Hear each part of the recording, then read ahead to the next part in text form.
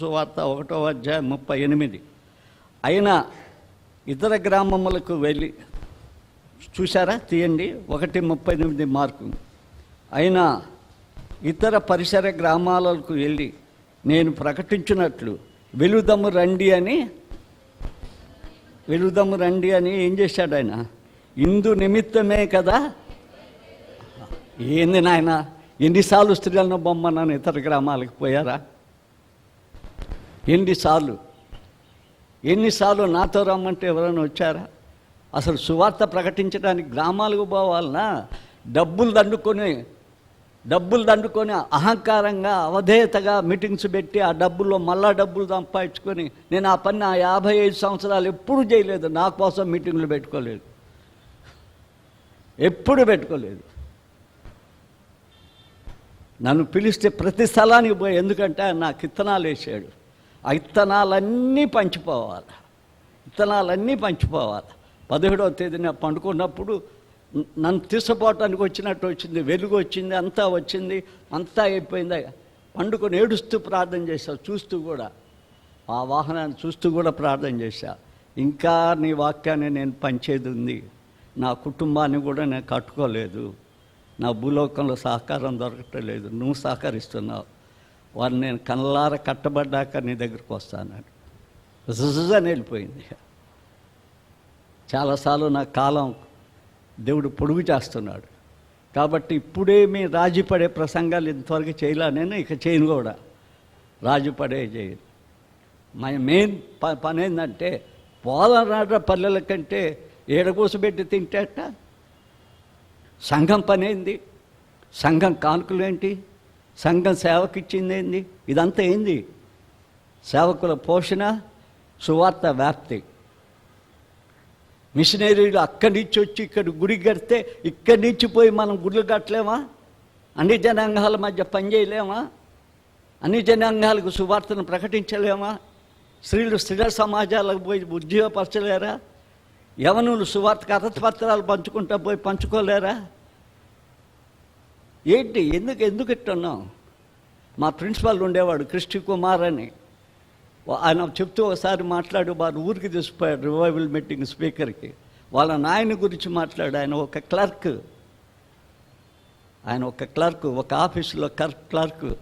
అది పెద్ద క్లర్క్ కాదు, జూనియర్ క్లర్క్. ఆయన ఉదయం ఇంటి దగ్గర నుంచి బయలుదేరితే కరపత్రాలు పంచుకుంటూ వస్తాడు, సాయంత్రం పోయి కరపత్రాలు పంచుకుంటూ మళ్ళీ ఇంటికి పోతాడు. ఆ పోయేటప్పుడు రైల్వే స్టేషన్ పోయి పంచుకొని పోతాడు 7-8 గంటలకి. ఆయన కొడుకు ఒకడు మాకు ప్రిన్సిపల్ అయ్యాడు, ఒకడు రైల్వే విజయవాడ మెడికల్ దాంట్లో సూపరింటెండెంట్ అయ్యాడు, ఇంకొక ఆయన అమెరికాలో ప్రెసిడెంట్ అయిపోయాడు. వాళ్ళ కూతురు ఒక పెద్ద ఇన్స్టిట్యూషన్కి ప్రిన్సిపల్ అయిపోయింది. సామాన్యమైన కుటుంబం నుంచి ఒకే జీతంతో బతికినవాడు. సువార్త సేవ చేస్తే అభివృద్ధి ఉంది, కానీ సువార్త సేవకు నీ చెయ్యి అడ్డం పెడితే కాలిపోతావు. సువార్త సేవ చేయాలి, అది దేవుని పని. ఆ సువార్త సేవ చెయ్యని శరీరం, దేహాలు అవన్నీ దేవుడు ఇక్కడే రాజేస్తాడు. అందుకు ఆయన వచ్చాడు, నాతో రండి మనం సువార్త చేద్దాం. తర్వాత ఆయన చేసిన పని ఏంటో తెలుసా? ఎన్ని ఆశ్చర్యాలు చేశాడో గలిలయ సముద్రం తగ్గు తిరుగుతూ. మొదటంతా ఆయన పరిచర్య. చనిపోయిన వాళ్ళని లేపాడు, ఆయన ఈ ప్రకృతి మీద అధికారాన్ని చూపించాడు, అంజూరపు చెట్టును తప్పించుకొని వెళ్ళిపోయాడు, అనేక మంది కుష్ఠరోగులను తాకాడు, తను అనేక మంది గుడ్డివారికి కన్నులు ఇచ్చాడు. మానవ సమాజం ఒక కులముతో మతముతో బంధించబడే పశువులు కాదని, వాళ్ళు ఒక పశువులు కాదని సమరీకి వెళ్ళాడు, వాళ్ళు ఒక పశువులు కాదని గెరాసేన్ దేశంకి వెళ్ళాడు, వాళ్ళు ఒక పశువులు కాదని ఎరుకో ఒక శపించబడ్డ పట్టణానికి వెళ్ళాడు. మానవత్వాన్ని చాటడానికి వచ్చిన యేసుక్రీస్తుని బెట్టబంధిస్తున్నాను, మానవత్వాన్ని చనిపోయేటట్టు చూపిస్తున్నారు. ఆయన ఎక్కడెక్కడికి వెళ్ళాడు? ఎక్కడైనా వెలివేయబడ్డ ఊరికి ఎందుకు పోతాడు? ఆయన శపించబడ్డ పట్టణానికి వెళ్తాడే. మానవత సౌభత్రాన్ని చాటడానికి వచ్చాడు గలిలయలో. ఆయన కనికరపడేవాడు.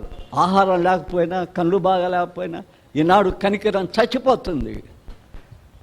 కనికరం చచ్చిపోతుంది. ఎవరు ఎలా బతుకుతున్నారని కూడా ఆశించటం లేదు, ఏది తింటున్నారని కూడా తెలుసుకోవటం లే. ఇంకా చెప్పాలనుకుంటే పెళ్లికి పిలిస్తే ధనవంతులైన వాళ్ళని పిలుస్తారు, కానీ పేదోళ్ళు బిడ్డలు మన బంధువులు ఉంటే వాళ్ళని పిలవం. కనికరం చచ్చిపోతుంది. కనికరం చచ్చిపోతే కొండమే ఆయన ప్రసంగాలు బాగా చేశాడు. ఆయన మాట్లాడినట్లు ఎవరు మాట్లాడలేదు. కనికరం గల వారు ధన్యులు, కనికరం పడతారు. ఆత్మ విషయమై ధన్యులైన వారు ధన్యులు. ఒరే, శరీరంతో చేస్తాం పరలోక రాజ్యం, ఎట్టబోతాను? నా శరీరం ఎగిరినంత మాత్రం పరలోకానికి నేను ఎట్టబోతా? నా ఆత్మ విషయమై దీనత్వం వస్తే పరలోకానికి పోతా. హృదయ శుద్ధి గలవారు ధన్యులు, వారు దేవుని చూస్తారు. అద్భుతమైన messages. Is birth is a wonderful, is life is a wonderful, ఈ వాజ్ వండర్ఫుల్ ఈజ్ మెసేజెస్. ఆయన ప్రసంగాలు వండర్ఫుల్.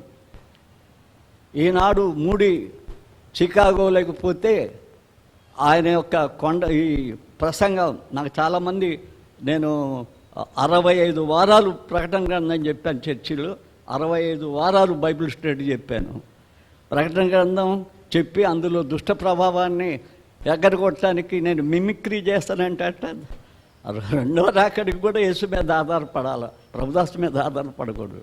చాలా గ్రంథాలు రాయబడ్డాయి. ఈ మధ్య 2 గ్రంథాలు వచ్చాయి నాకు, ఒకసారి చూపిస్తాను మీకు. చాలా గ్రంథాలు రాయబడ్డాయి దాని మీద. చూసారా బిడ్డలారా, యేసుబాబు బోధ ఒక్క పరమగీతాలు ఒక గ్రంథం మీద, దీని మీదనే, ఒక ఆత్మ విషయ దీనులు అయిన వారు ధన్యులనే ఆ ధన్యతల మీదనే 101 పుస్తకం ఉన్నాయి ఆ ధన్యతల మీద. కాబట్టి ఆయన వండర్ఫుల్. ఆయన అంత పరిచర్య చేశాడు. తర్వాత ఇంకా ఆయన పరిచర్యలు ఇటు 2 కట్టుకొచ్చేసాను. ఆయన పరిచర్యలో ఆకలిగా ఉన్న వారికి ఆహారాన్ని పెట్టాడు. ఆయన 5 రొట్టెలు 2 చేపలు విరిచి అనేకులు పట్టి మిగిలిచ్చాడు. ఎక్కడ ఆకలి కొన్నా ఆయన ఆహారం పెట్టగలిగిన దేవుడు ఆయన. అంత మాత్రమే కాదు, ఏమన్నాడో తెలుసా ఆయన? యోహాను సువార్త 6:35 అన్నాడు, జీవాహారం కూడా నేనే, పరలోక ఆహారం కూడా నేనే. ఆహారం ఈ వాక్యమే. అక్కడికి పోయినప్పుడు ఆహారమే ఆయన ఇచ్చేది. జీవాహారం కూడా ఆయన పెట్టగలవాడు. ఇక్కడ ఆహారం పెట్టగలడు. ఆహారం లేని వాళ్ళకి 5 రొట్టెలు 2 చేపలు ఇచ్చి పెడతాడు. అతిశయిస్తే ఉఫ్ అంటే ఉన్న ఆస్తి కూడా పోతుంది.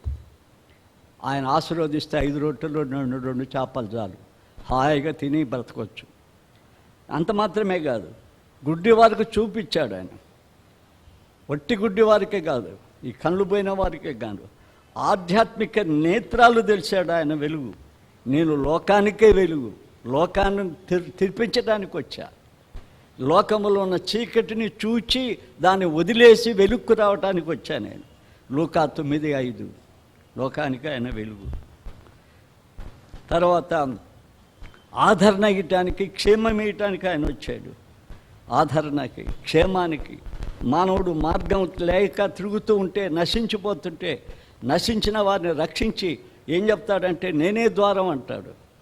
యోహోను 10:10 నేనే ద్వారం, మీరు నా ద్వారంలో నడవండి అంటాడు.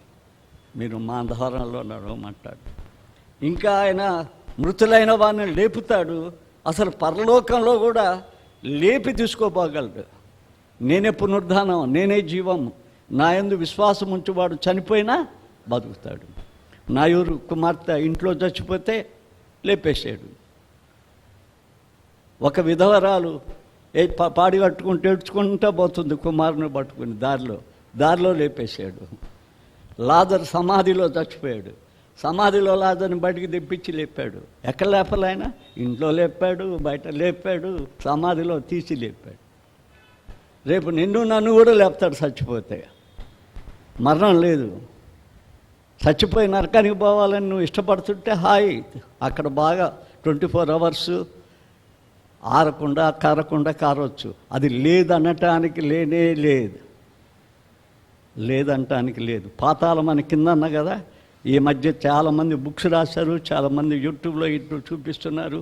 పాతాళంలో ఆఖరు ఉండేది అగ్నేనట. ఈ భూమి తర్వాత ఉండే లాస్ట్ పొర అగ్ని. అక్కడ అరుపులు వినపడతా ఉన్నాయంట.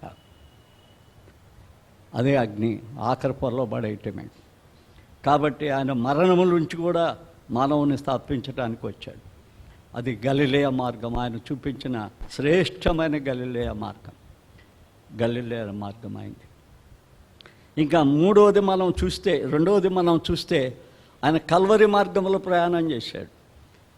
ఆ కల్వరి మార్గంలో పోకుండా ఉండటానికి గెత్సెమనే తోట దగ్గరే సాతాను అడ్డం పడ్డాడు. చాలాసార్లు నీకు నాకు అడ్డం పడుతున్నాడు. నాకు కూడా చాలాసార్లు నా సేవలు అడ్డం పడ్డాడు. నా సేవను మరలించాలనుకున్నాడు.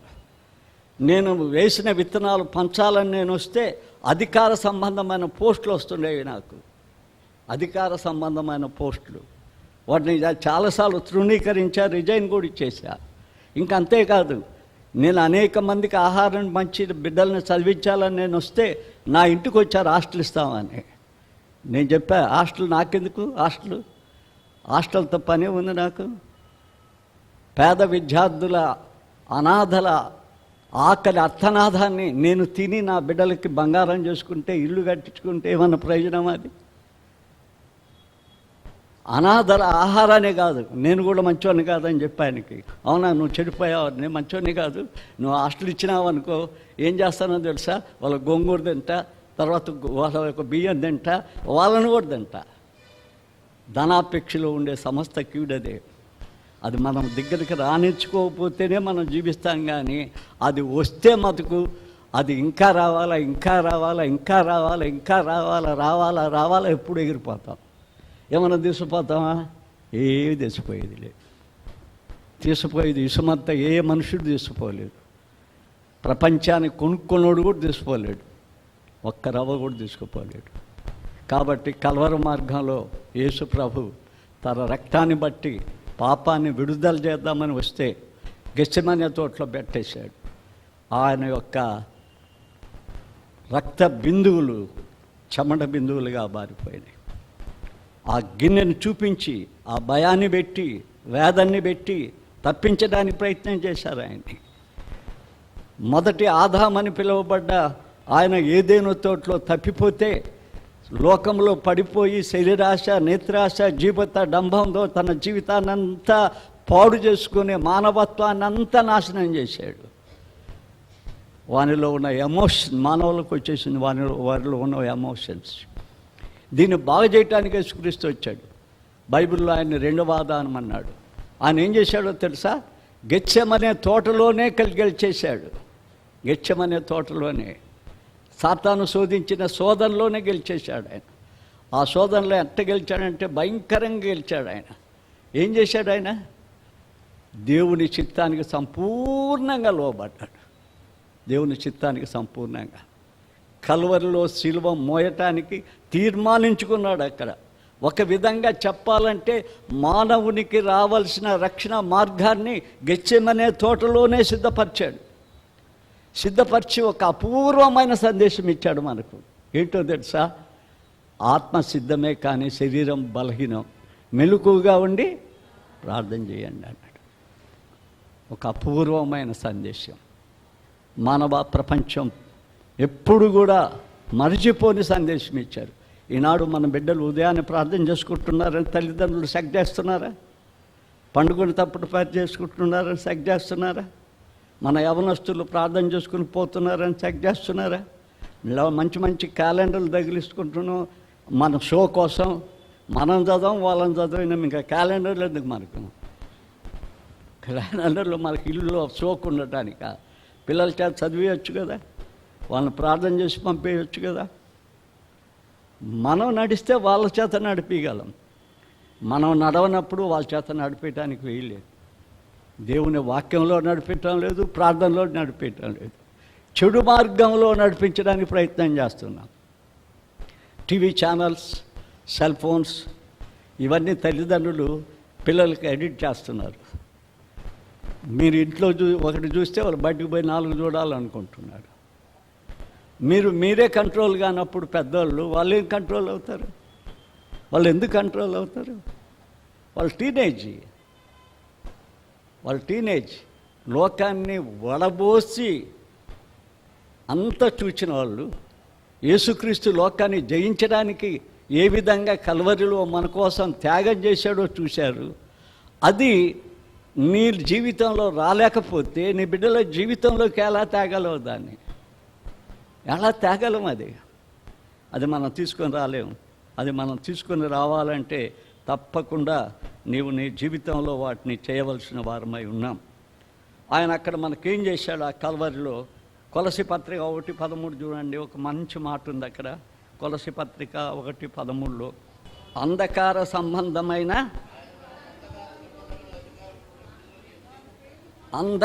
సంబంధమైన అధికారములో నుండి మనల్ని విడుదల చేశాడు.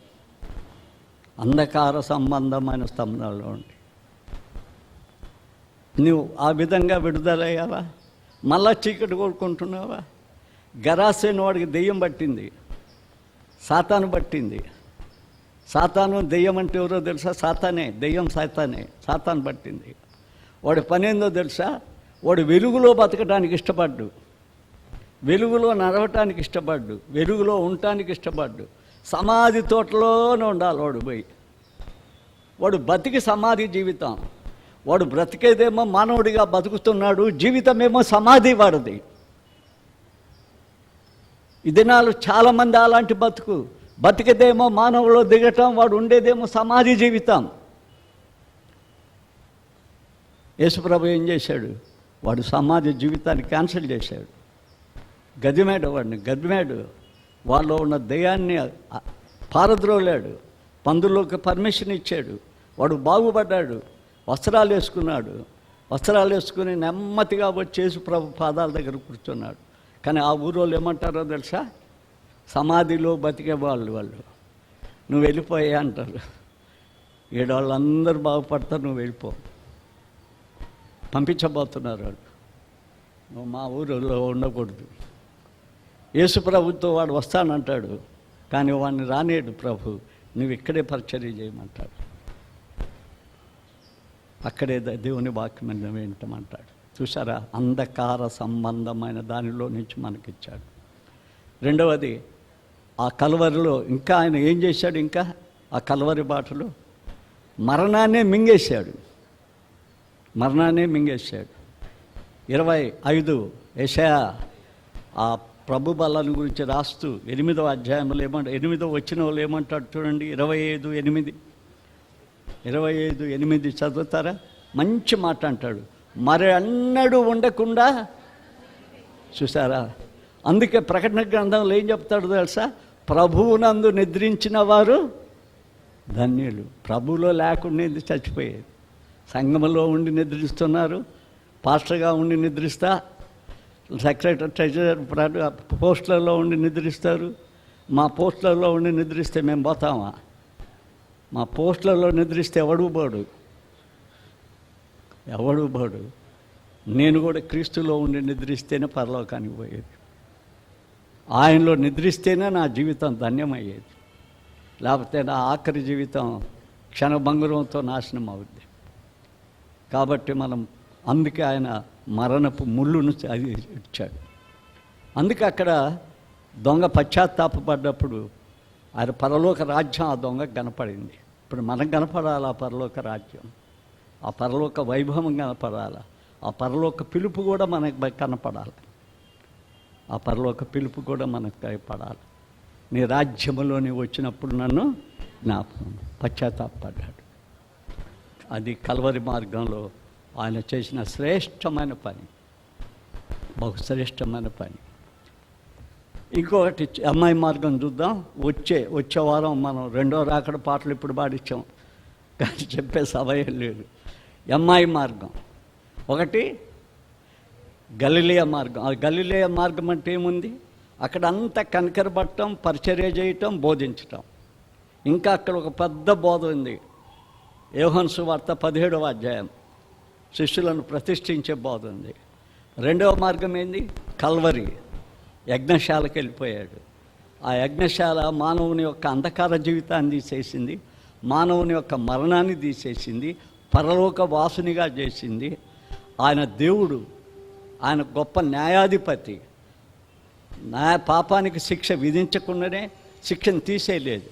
ఆ శిక్ష తాను విధించుకొని ఆ శిలువలో ఆయన పంచగాయాలు తన శరీరంలో పెట్టి మన శరీరాన్ని విడుదల కలుగజేశాడు. ఆయన మన దోషాలను భరించాడు కల్వరిలో. అది కల్వరిలో యేసు ప్రభు చేసిన పని. అక్కడ ప్రభు ఏం చేశాడో తెలుసా? మన చేతికి సిలువ ఇచ్చాడు. మన చేతికి సిలువ ఇచ్చాడు. ఎవడైనా నన్ను వెంబడింపగోరినలా ఏం చేయాలా? ఏం ఉపేక్షించుకోవాలా? లోకాన్ని, పాపాన్ని, అహంకారాన్ని, అవిధేయతని, నా ఉన్నత స్థితిని, నా ఐశ్వర్యాన్ని, నాలో ఉన్న ప్రతి విధమైన కీడు లక్షణాలని, ఇతరికి కీడు చేయాలన్న లక్షణాన్ని, ఇవన్నీ నేను ఉపేక్షించుకోవాలి. ఇంకా తగ్గించుకోవాలి. నన్ను నేను తగ్గించుకోవాలి.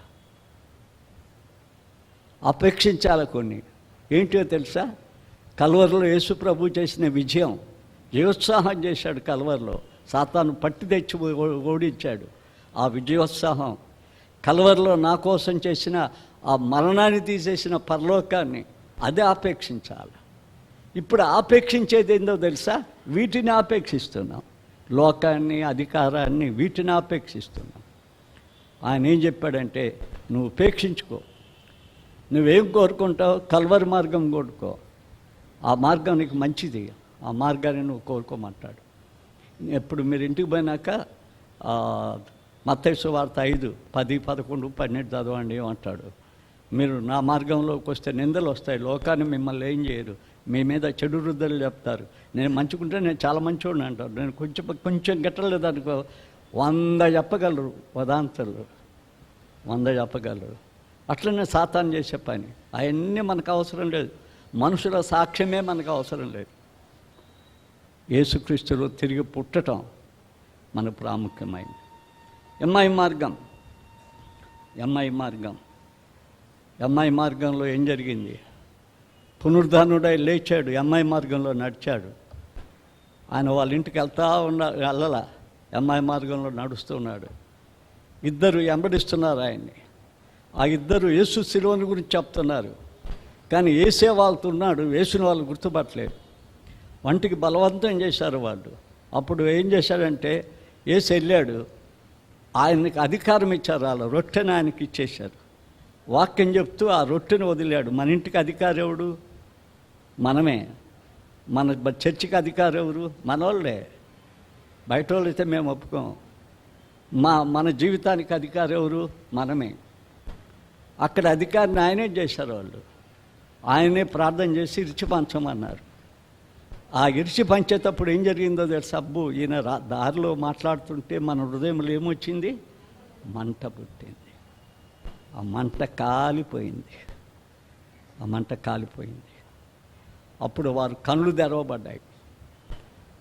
వాళ్ళు పాత కళ్ళు, పాపపు కళ్ళు మూసివేయబడ్డాయి. చూసారా? పాపపు కళ్ళు దమస్కో మార్గంలో ఏమైపోయినాయి? కాలిపోయాయి, రాలిపోయాయి. అవన్నీ ఇంకా రాలే. అతనికి నూతన కన్నులు తెరవబడ్డాయి. అందుకే దావీదు అంటాడు, చూస్తారా? 119వ కీర్తన 37 వచ్చిన చదవండి. మీరు తీసి చదవండి. చూడకుండా నా కన్నులు మూసేయి, నీ మార్గములో నడుచున్నట్లు నా కన్నులు తెరువు. అదే అమ్మాయి మార్గంలో నీ కన్నులు తెరవబడాల. మూసుకున్న క్రైస్తవుడు కావద్దు. నిన్ను నువ్వు చూసుకునే క్రైస్తవుడు కావద్దు. నీ కుటుంబాన్ని గురించి ఆలోచించే క్రైస్తవుడు కావద్దు. నీకు దుర్మార్గం చేసే క్రైస్తవుడు కాకూడదు. ఆ కళ్ళు నీకొద్దు. యేసుని చూసే క్రైస్తవుడు. ఆయన అమ్మాయి మార్గంలో నడుస్తుంటే యేసుని చూశారు వాళ్ళు. యేసుని గుర్తుపట్టుకున్నారు వాళ్ళు. అది మన జీవితంలో అవసరమై ఉంది. వీళ్ళు ఏం చేశారో తెలుసా? వెళ్ళిపోయి అపోస్తులతో కలిశారు. అపోస్తులు వీరు కలిసి ఏం చేశారో తెలుసా? బలమైన సువార్త సేవ చేశారు. సువార్త అంటే ప్రకటించడమే కాదండి. సువార్త అంటే పరిశుద్ధాత్మ శక్తి పొందాలా. సువార్త అంటే పిలుపు రావాలా. సువార్త అంటే ఇంకా ఏం రావాలో తెలుసా? దర్శనం రావాలి. సువార్త అంటే. అందుకే బైబిల్లో ఏం చేశారో తెలుసా? అపోస్తులు, కాపరులు, సువార్తికులు, లాస్ట్ ఎవరు తెలుసా? పరిచారకులు. అపోస్తులు అంటే ఇప్పుడు చాలామంది అపోస్తులు అని వేసుకున్నారు. నాతో మాట్లాడటానికి 2 సార్లు అపోస్తులు వచ్చారు. మీరు అపోస్తులా యేసుని చూశారా అన్నా నేను. అపోస్తులు యేసుని చూస్తేనే అపోస్తులు. కాపర్లు అంటే ఏం చేయాలా? చాలామంది ఈనాడు కాపర్లు అయిపోతున్నారు. బాగా డబ్బు సంపాదించి రిటైర్డ్ అయిన తర్వాత ఇంటి పక్కనే చర్చి కట్టేసుకుంటున్నారు. కాదు, ఏ మనిషి ఏం పని అయ్యాది? నువ్వు వదిలేయాలి కదా, వదిలేయాలా? ఎప్పుడన్నా కొరింథీ పత్రిక చదివావా? బలిపీఠము దగ్గర ఉన్నవాడు బలిపీఠంలో పాలై ఉండాలా? మందని కాసేవాడు మందపాలు తాగాల. మందం కాయకుండా పాలెట్ తాగుతావు, విత్తని తోట పంటెట్టుకు వస్తావు అన్న. ఆ మాట అంటే చాలామందికి ఇప్పుడు నా మీద కోపం. పర్వాలేదు, చాలామందికి నెల్లూరులో కూడా కోపం. వాళ్ళు చేసి వచ్చి మళ్ళా రెవరెండ్ వేసుకుంటున్నారు. సేవ చేయండి కాదని ఎవరు? సువార్తికులు కదా. వాళ్ళు ఎవరంటే సువార్తికులు, ఎవరైనా కావచ్చు. అది అకులా సువార్తికులు, పౌలు సువార్తికుడు, కాపరి కాదు, సువార్తికుడు. ప్రపంచమంతా తిరిగి వాక్యం చెప్పచ్చు. వారు ఎవాంజలిస్ట్. స్వరక్షణాంతరం పరరక్షణ వేసిన దానికి అందరిని ఒప్పుకుంటాం. వాళ్ళు ఎవరైనా ఒప్పుకోగలను నేను. తర్వాత ఆఖరికి ఏంది? డీకన్స్. అందుకే నేను ప్రతిసారి చెప్పేది, డీకన్ పనులు డీకన్లు చేయనియండి అని. అది వారికి దేవుడు ఇచ్చిన పని, ప్రభుదాసు ఇచ్చిన పని కాదు, సంఘం ఇచ్చిన పని కాదు, ఇంకొకరు ఇచ్చిన పని కాదు. వాళ్ళని దేవుడు ఏర్పాటు చేసుకున్నాడు చర్చికి. ఒకవేళ నా ద్వారా చెప్పాడు అనుకో, నా ద్వారా ఏర్పాటు చెప్పుకోవచ్చు. ఒకవేళ నీ ద్వారా వాళ్ళని నియమించావనుకో, నీ ద్వారా కూడా వాళ్ళు ఏర్పాటు చేసుకోవచ్చు. ఎవరి ద్వారా ఏర్పాటు చేసుకున్నా వాళ్ళు ఏం చేయాలి? సంఘంలో డికన్స్ పని చేయాలి, చేయనియాల. 4 సమూహాలుగా ఏర్పడి సంఘాన్ని అంతా ఎక్కడికి నడపాలా? బయటికి. అమ్మాయి మార్గం అంటే ఏంది? వాళ్ళు సువార్తలతో కలిసి సర్వలోకమునికి వెళ్ళి సర్వ సృష్టికి సువార్త అందించాలి. అక్కడ ఏ భేదం లేదు, దేశ భేదం లేదు, నలుపు లేదు, తెలుపు లేదు, ఎరుపు లేదు, కులం లేదు. ఎందుకంటే 2వ రాకడలో వచ్చేసారి చూస్తాం, ఎత్తబడేది ఒకే సంఘం, ఒకే శరీరం, ఒకే కన్నిక. కాబట్టి ప్రియులారా, ఆయన శరీరధారి అయింది. అందుకు నీ కోసం అయ్యాడు, నా కోసం అయ్యాడు. మన పాపాలను తీసేయటానికి వెళ్ళాడు. మన కోసం ఆయన గలిలయలో ఎంతో పరిచర్య చేశాడు. కల్వరిలో నీ కోసం యజ్ఞపశువు అయ్యాడు. అమ్మాయి మార్గంలో లేచి నీతో కూడా నువ్వు చూడాలని, నీతో కలవాలని, నీతో భుజించాలని, నీతో ఉండాలని ఆశపడ్డాడు. ఇప్పుడు కూడా ప్రభు ఆశపడుతున్నాడు. ప్రకటన గ్రంథంలో ఆ రోజు అమ్మాయి మార్గం వాళ్ళతో కాదు, ఇప్పుడు కూడా నీతో ఆశపడుతున్నాడు. ప్రకటన తెలుసు కదా, మీ హృదయముల వద్ద నిలిచి నేనేం చేస్తున్నా కాదు, తీస్తే ఏం చేస్తా? మీలోకి వచ్చి భోజనం చేస్తా. తర్వాత ఇంక మీ భోజనం అవసరం లేదు, నా భోజనమే మీకు. తీయండి ఒకసారి మీ హృదయాలు, నేను వచ్చేస్తా మీలోకి, నేను వచ్చేస్తా, మీకు భోజనం పెడతా. ఇంకా మీరు నాతోనే ఉంటారు, నేనే భోజనం పెడతా కదా. ఈరోజు కూడా అమ్మాయిలో నడిచిన ప్రభు ఈరోజు కూడా నీ హృదయంలోకి రావాలని ఆశిస్తున్నాడు. ప్రార్థన చేద్దామా? కళ్ళు మూసుకుందామా? బిడ్డలారా, మీరెవరు తప్పిపోకూడదనే ఉన్న వాక్యం ఉన్నట్టు దేవుడు నా ఊళ్ళో వేసినట్టే చెప్తున్నా. ఏమి కలపటం లేదు, కలపలు కూడా. పరిశుద్ధుడా, నీ పాదాలకి ఎంతో వందనాలు. మా ఇంట్లో, మా హృదయంలో, మా బిడ్డల్లో, మా సంఘంలో మీరే ఉండాలని ఆయన. మేము ఇక్కడ పరదేశులం, ఈ భూమి అంతా నీదే. రేపు కొత్త ఆకాశం, కొత్త భూమి చేస్తావు. ఇదంతా నశించిపోద్ది. మేము నశించిపోయిన దానిలో ఉండకుండా నిత్యం జీవించే దానిలో ఉండునట్లు సహాయం చేయండి. నువ్వెందుకు వచ్చావో చక్కగా నీ వాక్యం ద్వారా నాతో మాట్లాడావు. ఇంకా నాలో ఏదైనా కొరత ఉంటే సరిచేయండి. మా కొరతలన్నీ సరిచేయమని క్రీస్తు పేర వేడుకొనుచున్నాము తండ్రి. ఆమేన్.